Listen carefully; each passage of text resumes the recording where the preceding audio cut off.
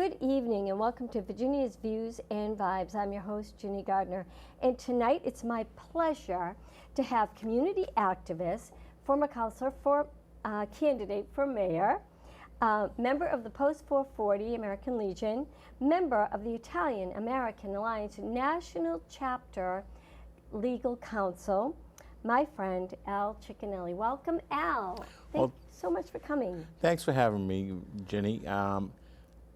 I'm honored to be here, and I'm looking forward to talking about some of the stuff we're doing around the city and around the country. Let's talk, well, now that you mention it, let's talk about the city. What's going on in your neck of the woods? Sadly, they're overdeveloping it. It seems as though our elected officials represent outside interests more than they do the citizens of Newton, and it's a shame. You know, we've got a postage-sized lot that they want to build 3 units on. They're waiving all of the parking requirements so that developers can make more profit on their buildings by having less space for parking. It's a shame. You know, these people that are coming in to develop the city, they're going to leave with their money and leave us with the problems. That's right. You know, currently we've got a $1.3 billion unfunded pension and OPEB, which is other post-employment benefits package, deficit. We have a liability of $1 billion+, and we're not addressing that when we should be. Absolutely. Yeah, it's crazy how the city's out of control. And Washington Street, from what I see, seems to be at a standstill. I know they took and leveled the barn, the lot there. It's nothing's happening. Yeah. Nothing's happened. Did they just put that on hold, or any information on that? Or? Well, the things I've heard were that they knocked everything down so that the property value would be lower, so they'd pay less property taxes while they were waiting. And now that interest rates are so high, they're waiting for them to drop a little because the financing is going to hurt their profits. Absolutely. It's true. Yeah. That's unfortunate. Newton has changed, and I know that at one point we had 84,000 people, but they wanted to be up over 100. Any idea what it's at now? I mean, this was. Well, I'm not sure what it's at, but right now they're looking at adding, was it 12,000 units, I believe, for around the MBTA stations. Really? Because the state is mandating it. Yes. Yes. Which, you know, I don't see how, with the service that the MBTA is providing, that they should be able to regulate our zoning. Right. You know, we're a sovereign city, and we shouldn't have to follow these rules if they're not right for our city. And if you don't follow them, they threaten to pull funding. Yes. Grant money and funding. Yeah. That it's really it's a form of blackmail. It's very sad, and Yeah. it's all over. I can't imagine being mayor of this big city, but with that, we have to. There's no compromise anymore. I used to feel that when we went to City Hall, our city councilors, our aldermen would listen to us and really consider what we were saying. I don't see that anymore. Anywhere, any city or town. It's sort of, the state comes in, as you said, and you need to have X amount of new housing, and then if you don't have it and you don't qualify, you will not get funding. And it's sad times. This is not the way living in the city, working hard, living where you want to live is supposed to be. And I agree with you. It's very sad, and I'm not sure how this is going to end for cities and towns. Not good. And once it's done, it's done. It's a shame that people don't see that there's a change coming to this city that's going to be irreversible. Absolutely. You know, currently we have neighborhoods. You know, we have our villages, and that's all going to be indistinguishable in 20 years. And to just touch on this briefly, I understand that Newton is getting some migrants, and are they going to be sent to school? How is that going to impact the schools with migrant children? Well, of course they're going to be sent to school. You know, it's the state law that if somebody lives within the city, we educate them. Right now, I know that many of the elementary schools are using trailers to put their students in for classrooms. We don't have the space. We're currently overcrowded. We currently have a problem with the teachers are looking at maybe work to rule, which is in theory a strike, because they haven't gotten everything that they're used to getting. Because again, our city government and our elected officials represent the teachers union before they represent our citizens. Yeah, sad but true. But we're also going to talk a little bit about what we're doing at the Post. And you're an active member of the Post. What is your position there? Well, I'm a member of the Sons of the American Legion. I didn't serve, but my grandfather did. He was in World War II, and it allows me to be a member. And I am currently the chaplain for the Sons of the American Legion. And I also book and run the Saturday Night Live at the Legion music and comedy series. We bring in either a band or some comics on every Saturday. We ask for a small donation. We bring in pizza. We've got 2 pool tables. We've got parking. So for $10 or $15, depending on the act, you come out, you have a good time, you have a little bit to eat, maybe have an adult beverage, you know, and you have fun. It's a great time. It really is, because we go, when we can get there, we go and we check people in. And it is you know, it's a cheap date. It's a cheap date, and I don't drink, so it's very cheap. And it's always fun. There's always dancing, and my scarf, actually. Dan Fontaine, oh my gosh, he kissed me. Elvis, he's been at the Post. We did an event, the IAA did an event on Friday night. He is, you can't go to Vegas and see any better. The talent you bring in is amazing. Well, thank you. We had comedy night with Mike Donovan, who's been on my show because he's written, I think, 100 and probably 25 or 30 books right now. Great historian. His last book was Vietnam. It was excellent, excellent. But anyway, you do great things there. Saturday Night Live every night at the Post 440. Every Saturday. Every Saturday night. I'm sorry. Every Saturday night, Post 440, 295. 295 California Street. Yep. Downstairs, parking, as Al said, and then join, because it's a great thing to do. And you bring in some great bands. Who's this Saturday night? This Saturday we actually have comedy with Tony V as our headliner, and he's a nationally touring comedian. Wow. Yeah, we try to get, you know, we have everything from local bands to regional, nationally touring, and internationally touring artists have been in and played our room. You just got Peter Hackle. Yep. For what was that? Is that Peter, again excellent? Peter Hackle is a Newton guy, and sadly his stepmom was was on one of the planes that flew into the Trade Center, and for years Peter had done the 9/11 concert for Newton, and it was to raise money and awareness so that they could build a park in his stepmom's honor. And when they finally finished that park and they paid all the stuff they had to pay for the city to take it over and took care of all of that, they heard what I was doing to help veterans at the Legion, and they called me and asked if there was a cause that we'd like to have them come in. In the first show we did, all the money went to Elizabeth Granfield Clinton.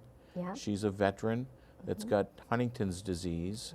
It's a very sad story, but it's also a beautiful story. 13 and a half years ago, her husband was faced with the option of putting her into an institution or keeping her home. And knowing that keeping her home was going to be a long, hard road, he still chose to keep her home. I hope someday to find somebody that I love nearly as much as he loves her. I know. And it's a beautiful story. Yeah, the life expectancy for somebody in an institution with Huntington's disease is 1.5 years. And so he's had her for 13 and a half years at home. Wow. So all the money went to them. The second time we did it, all the money that we raised, we sent down to Sanibel Island. Sanibel Island, yes. Yeah, Post 123 that was destroyed last year in a hurricane, and now they're trying to rebuild it, and they're doing some fundraising, so all the money went to that. I really think when that's done, the auxiliary the Sons of the American Legion and the American Legionnaires. We need to all go and look at it and party there. Yeah. But anyway, you mentioned the veterans, and I came across with Cinder Sully, Jay Dwyer, George, and I went to the Pease Air Force Base on Sunday for the air show, and Sandy and I saw this young man, and it's the We Will Remember project. His name is Connor. He was 13 years old, and he asked his mom, all those people that died in World War II, how old were they? And she said many of them were very young, and they never made it home. They didn't have children, they didn't get married. So he started this project where he got the names of the killed in action that never made it home, and he has boxes and boxes, and all he asks is he replicated their dog tags. This, for instance, this one is Sergeant First Class Ernest Fontaine from Bristol, Rhode Island, who gave his life for our country 12 to 1950. And all Connor asks is that we take the dog tag, which I hope you can kind of see it. It's looking kind of white, but anyway, there's a dog tag here. Take it, use it as a keychain, hang it in your house somewhere, and just say, remember his name, so that we never forget the young people and all the people that served, in these wars, lost their lives, and that his name is always repeated and remembered. So Connor actually may be coming to the post to show us and get people to adopt these names. So I'm going to say it again because I made the pledge that I would never forget Sergeant First Class Ernest J. Fontaine, U.S. Army from Bristol, Rhode Island. And Connor will be with us. And in the meantime, if you'd like to contact Connor, it's he's on Facebook, We Will Remember, 501c3 nonprofit, Connor at wewillremember.us. And I think this is an exciting project that we're going to be taking on. So that's one of the things we're doing. And on top of that, you and I are involved in, again, Columbus Day. Yes. So that I got the email from former Commander Nick Pasquarosa, and correct me anywhere on this, we have decided the date would be October 9th, Columbus Day. We're going to have, what did we have last year? The rolling parade? We had a rolling parade, and then we ended at the American Legion parking lot. We had some speakers. We had some speakers, and some of the routes you went down. I waited at the post because we were doing the second half, which was the speakers and the coffee, and the donuts and things like that. So I was waiting there, but you did some of the streets through Newton. Through West Newton and Nonantum. Really? Yes, yeah. We went through West Newton, Nonantum. The Newton police were wonderful. Yeah. They gave us an escort, and we couldn't have asked for more from them. Yeah, it was very successful. Yes. Very successful, and so we'll be meeting again at a parking lot on Walnut and Craft Street. Yep. In the Ed Center building, and then you roll out at 10, and the end point is Post 440. We got permission today where we will have some speakers. And our committee, let's mention the people on our committee: Beth D'Amato, Genya and Bob Doherty, Donna Cottons, George Gardner, David Snyder, myself, Nick Pasquarosa. Who am I missing? I couldn't make the meeting yesterday because I had car trouble. I'm thinking in my mind going around the table. I think that might be it. Louise Savetti. So we're all working on this, and we're hoping to get some private funding because it does cost some money, but it'll be fun, and it's a nice way because we all still celebrate Columbus Day. Nice. We know we share the day, but and we wish we didn't have to, but we still celebrate Columbus Day. It is Columbus Day. It's still a federal holiday, so we celebrate Columbus Day. And it's still a state holiday in Massachusetts. It's still a state holiday. That's right. So that's our rolling rally. Then that's on Columbus Day. Then I know in Boston, the first, there's a mass at St. Leonard's. And they again, celebrate Columbus Day at that mass. October 2nd, we are at the State House because every year, I'm trying to think who started Italian Heritage Month. If it was Salucci, it might have been Paul Salucci that started that. So every year, they start the first of the month at the State House. They have a brief ceremony, and that's at the State House on October 2nd, Monday. October 3rd, we are hoping on October 3rd to do our flag raising. Mayor Fuller so kindly and generously gives us the lawn, and we raise the flag. And she's done it for 2 years now, and we really appreciate that. We thank the mayor for that. And then in Boston, they're having a flag raising on the 4th at their City Hall. So that's what's going on sort of with that. Let's look at some other things happening at the Post. Again, I want to kind of, and you may know more about this than I do. Army Air Force First Lieutenant Alfred Pizzella. Yes. You learned about that from Bob Doherty, is that correct? Yes, I did. Yes, he was a World War II fighter. Yeah. And he was shot down in a aircraft. Yeah. Over Romania, I believe. Yep. Yeah. Yeah, and his remains had gone unidentified for a long time. Yeah. And they finally identified him. Currently, he's at one of the Army facilities in the States, waiting to be returned to Massachusetts, where they already have a lot ready at the Cape Veterans Cemetery. Bourne, Bourne, yeah.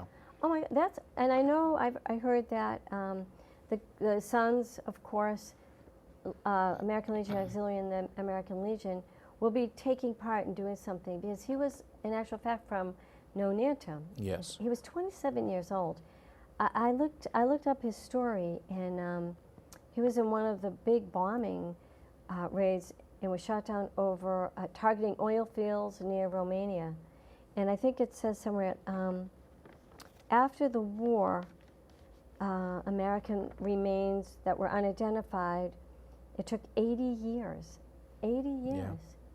Yeah. And 80 years for him to be identified, and he's coming back. They identified him, I think, in 2017. And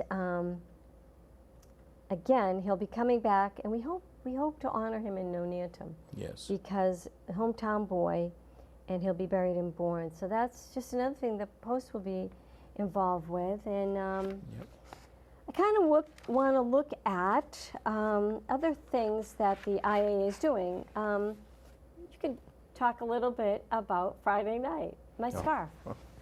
We had a great event at the Sons of Italy in Watertown.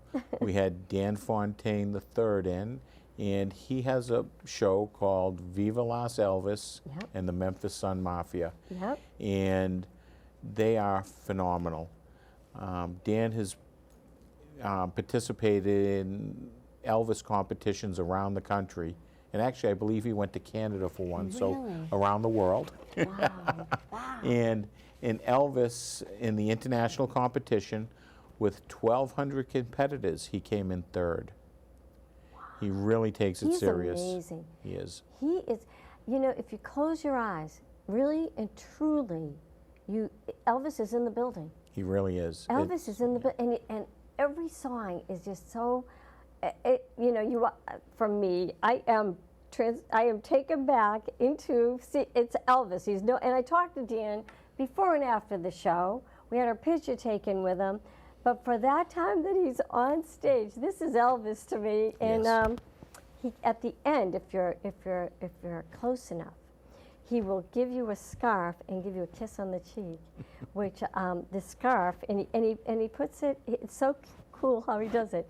He sort of puts it on his head and touches it, so you really feel like a teenager again. But he's great, and if you ever have a chance, Viva Las Elvis, and he's great. Dan Fontaine. He's on Facebook too. Yes, he is. He's on Facebook too, and see him now because he's going places. Yeah, you're not going to see him in places as small as we have him. No, after a while. Yeah, he's going places. So that was our Friday, and we did really well. It was a lot of fun, and thanks to the Sons and Daughters of Italy, that's where the the function was, and we'll name our group too, the gals that helped, besides you, El Cicchinelli, Dawn Amara, George Gardner, Jimmy DiStefano, Kathy DiStefano, George Gardner, I've got to think again, Florence Guadera, Marissa DePietro, Beth D'Amato, is that it? And then we had Donna Cottons who came and helped us that night too. So again, you know what? It's family, and you know, Italian people, everyone is family. You help us, we'll help you, we're family. So it was a great event, and look for more on, I think on Columbus Day afternoon, the IAA is doing an event at the Tall Ships in East Boston, and that will be fun. I think they have some talent, but look for that on Facebook as well. And then in the morning, do you know the Dante Alighieri in Cambridge always does a breakfast. It's free. They do a breakfast for Columbus Day. They do a nice job too. Other organizations that we do support and promote are Parandello Lyceum, another great event. President of that is Dr. Dominic Amara. In North End, the North End Historical Society does great work too. Yes. I was telling Al about this film on the 29th at, I'm going to read it because this is, if you can get into Boston and see this, Friday, September 29th, St. Joseph Society of Boston, the North End Historic Society is having him at the St. Joseph Hall, St. Leonard's lower level, basically 3135 Prince Street, Boston. Doors open at 6, cash bar, filming, film screening, and you'll see the filmmaker. There's limited seating, so if you want to go to that, find the North End Historical Society on Facebook, or their website, I believe, is northendhistoricalsociety.org. But this is a great film, and I'm very interested in this. It's called La Porta del Inferno in Sicily, your hometown? Not exactly. But it's The Doors of Hell. It's a true story of sacrifice and love of family. The documentary chronicles the inspirational stories of some of the last surviving men who worked in the sulfur mines in central Sicily. These superheroes give us an insight into basically slave-like conditions in these mines and their stories. And they stayed to keep their family together because they could go to the United States, but they chose to, I guess, work in the mines to keep their family. And then at some point they immigrated, but they were treated like slaves, and it was a tough job. And true courage and sacrifice and love. So if you're so inclined, please go in and see this. They do some great things. And I'm seeing about 5 minutes, and I'm trying to think what's next, Al. You know what? I do have one more thing. The Post-Gazette. I don't know if you get the Post-Gazette. If you don't, I'm going to give you my copy. The Post-Gazette is an Italian newspaper in the North End, and it was originally I wrote it down because I said I'm going to forget the original name. I think it was 19. Oh, come on, Ginny, you got to do this. But anyhow, it's the paper of that everyone gets. That's Italian to know what's going on in the North End. It's formerly La Gazzetta di Mass, the Gazette of Massachusetts, 1896. Started by the Donnarumma family, and Pam Donnarumma is still owner, editor-in-chief, and it comes out weekly, and she does an amazing job. She really does. I'm going to get you that. Okay, thank you. As a gift, because you've been so helpful to me. I'm going to write it down. You'll love it, Al. You'll love it, and when you meet Pam, you will just love the paper and fall in love with her. She is awesome. So the other things that are happening, let's see if I got through all this. Italian-American Alliance is also involved in, through Dr. Dominic Amara, Salem State College, a language program, and I think Milton High School. They're now trying to get donations. They have, I think, enough funds to get them through 2 years, and they're going to be raising some money. And again, teach the language, teach our culture. So we have great food, great history. October is Italian Heritage Month. And then the other thing that we do, and we'll do it again in 2024, is we name 100 of the most influential Italian Americans. I happened to be so lucky that I was on the list the first year. This year I was able to nominate, I could nominate 5 people. But some of the people that ended up on this list are people such as Jeff Turco, state rep from Winthrop, Dominic Amara, Dr. Dominic Amara, Anthony Amore, who is helped Homeland Security, Yes. TSA after 9/11, great guy. Dr. Dominic Amara, as I said, Tommy DeMangela, Sandra Selly, and then James Amara. So those are just a few of the people that are on the 2023 list. We'll do it again in 2024. But it's a very prestigious list, and we're so proud of it. It should be coming out in the Post-Gazette this October. Look for it. And I think I have just, other than the 29th, then there's a parade in the North End, Columbus Day. Yep. And again, we'll push our parade here in Newton. Yep. Columbus Day, 9 o'clock we meet, Yep. and we start our rolling rally. And music at the Suns. Music at the Sun, Saturday Night Live, every night. Go Every on Saturday that website. night. Every Saturday night. Why do I keep Yeah. saying every night? And then I want it to be. And then the first Wednesday of every month, Right. we've got some grant money from the Mass Cultural Council through the Newton Cultural Council. Last month was our last one with that. We've got an application in for more grant money. Hopefully we'll get that. But then on Sundays we also have another jam. Really? And that's every Sunday. We do ask for a small donation to help defray the cost of the band. We've got some Downstairs? downstairs from At the 4 to lounge. 8. Oh, I did not know that. That's Yes. great. And so Sunday. if you want to participate, you bring your guitar, your voice, your saxophone, whatever you play. There's a drum kit there that you can use if you're a drummer. And we invite people up after the house band plays. Wow, and it has our one and only Kevin Mack been there yet? Not on Sunday yet, no, but he's been there for the Wednesday. Yeah, he does Yes, a great job. He does. He was there for Wednesday too? Yeah, he's Oh, been there for wow. some of the Wednesdays, yes. Wow. Yeah. Well, we are wrapping up. If you have any questions, please contact me, Virginia Gardner, at AOL.com. Go on the Facebook page for the Sons or the American Legion Auxiliary and find out what's going on. Saturday nights, it's a blast. It's a best cheap date, best show in town. And on Facebook, it's Saturday Night Live at the Legion. Awesome. Thank you so much. Thank you. Thanks for having me. Oh, this was fun.